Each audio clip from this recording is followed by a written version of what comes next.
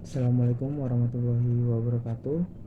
Perkenalkan, nama saya Ramadan Trisya Putra dan teman saya Salsiana Fatiha dan Sri Devi Christine Sinaga. Sini kami akan menjelaskan tentang negosiasi, yaitu analisis politik luar negeri Indonesia dalam negosiasi sengketa perbatasan antara Indonesia dan Filipina.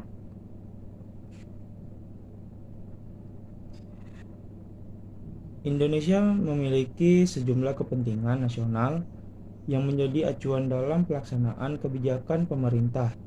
Dalam mencapai kepentingan tersebut, terdapat sebuah instrumen yang dikenal sebagai politik luar negeri. Politik luar negeri merupakan sikap, kebijakan, dan acuan pemerintah dalam melakukan hubungan dengan negara lain dan organisasi yang terkait. Karakteristik politik luar negeri akan turut berubah mengikuti perubahan dinamika regional dan internasional. Saat ini, politik luar negeri Indonesia menganut prinsip bebas aktif. Bebas berarti tidak berpihak dan aktif untuk menciptakan perdamaian dunia melalui hubungan internasional. Salah satu implementasi politik luar negeri yang aktif dapat ditunjukkan dengan pelaksanaan negosiasi. Negosiasi merupakan sebuah cara penyelesaian masalah melalui diskusi atau perjanjian antara negara yang menghasilkan kesepakatan yang menguntungkan bagi kedua belah pihak. Sebagai cerminan politik luar negeri Indonesia yang menjunjung perdamaian, negosiasi menjadi jalan keluar tepat untuk dilakukan. Bagi semua negara, perbatasan merupakan unsur krusial dalam keutuhan wilayah. Pengaturan tentang perbatasan maritim dan ZEE telah diatur oleh PBB melalui UNCLOS. Setiap negara tentu ingin mempertahankan dan menjaga keutuhan wilayahnya. Antara Indonesia dan Filipina sama-sama ingin memaksimalkan wilayahnya.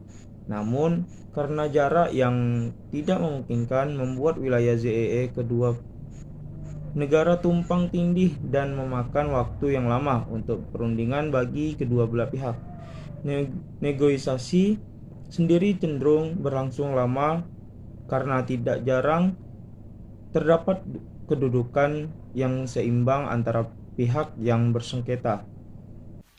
Penyelesaian permasalahan delimitasi Z antara Indonesia dan Filipina merupakan contoh pelaksanaan negosiasi yang sukses. Sejak tahun 1994, kedua negara telah mencoba untuk melakukan negosiasi, namun tidak dapat terselesaikan dengan cepat akibat rumitnya batas wilayah dan pengelolaan sumber daya laut di dalamnya.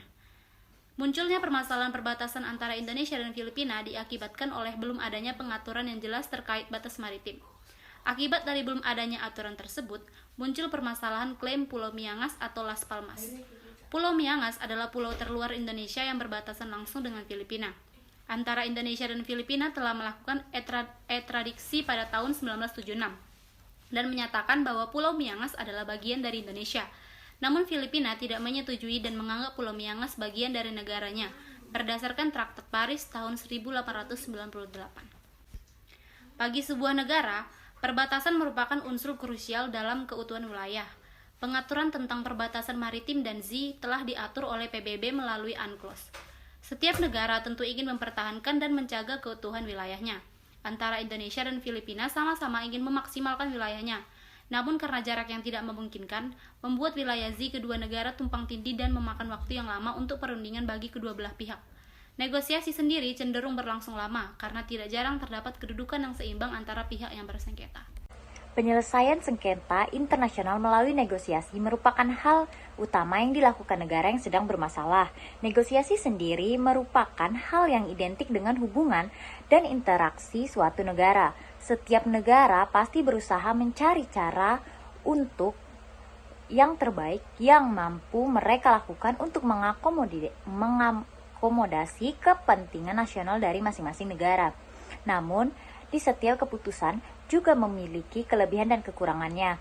Negosiasi merupakan salah satu cara yang paling mudah dilakukan dalam penyelesaian sengketa. Melalui negosiasi, negara yang bersengketa mampu bertukar pikiran dan pandangan untuk terciptanya kesepakatan yang adil. Hal yang kurang dari jalannya negosiasi adalah dibutuhkan waktu yang cukup panjang untuk penyelesaian masalahnya, ditambah dengan kesepadanan di antara negara yang menyebabkan sulitnya mencapai keputusan karena masing-masing negara mempunyai posisi yang sama dan kemauan yang besar. Pada permasalahan batas zona ekonomi eksklusif Indonesia dan Filipina, penyelesaian permasalahan melalui negosiasi merupakan cara yang tepat dilakukan.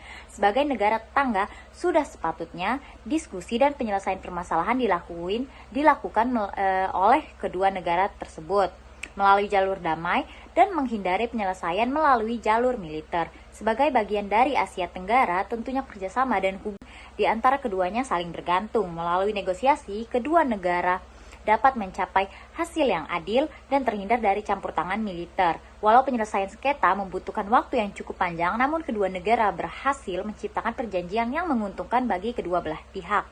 Kedua negara juga berhasil menemukan akar permasalahan, yaitu belum adanya peraturan yang jelas terkait batas maritim, serta setelahnya tidak ada kepastian hukum dalam perjanjian tersebut.